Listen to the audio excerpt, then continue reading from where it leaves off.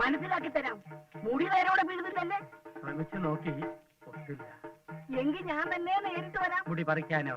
അല്ല, പിന്നെ അവളെ പുകച്ച് പുറത്തിയാടിക്കാൻ. വജ്രകുണ്ടി ഹോമം. വജ്രകുണ്ടി ഹോമം കുറച്ച് കൊതുകടി കുറയുന്നല്ലാതെ അവൾ ഇളകൊന്നും തോന്നുന്നില്ല. ഇളക്കി തരാം. ഇതോ? അല്ല, അവളെ അർദ്ധരാത്രി തുടങ്ങി 3.5 നാഴിക നേരം നീണ്ടു നിൽക്കുന്ന ഹോമം അങ്ങോട്ട് തുടങ്ങിയാൽ പിന്നെ അവൾക്ക് അവിടെ ഇരിക്കാൻ പറ്റില്ല.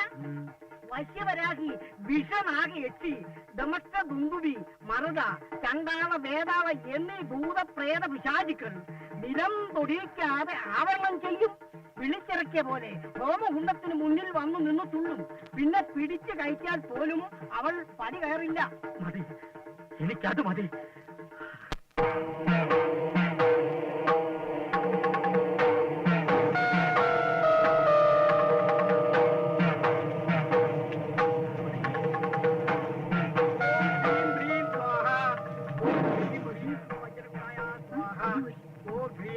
स्वाहा ओम ह्रीं ब्रीं आवाहका स्वाहा ओम ह्रीं ब्रीं स्वाहा ओम फट वज्रकुंडी स्वाहा.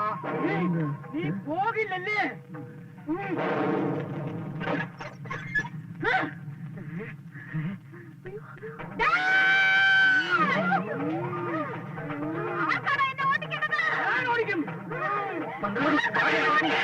മന്ത്രവാദി ബാധയെ അടക്കും.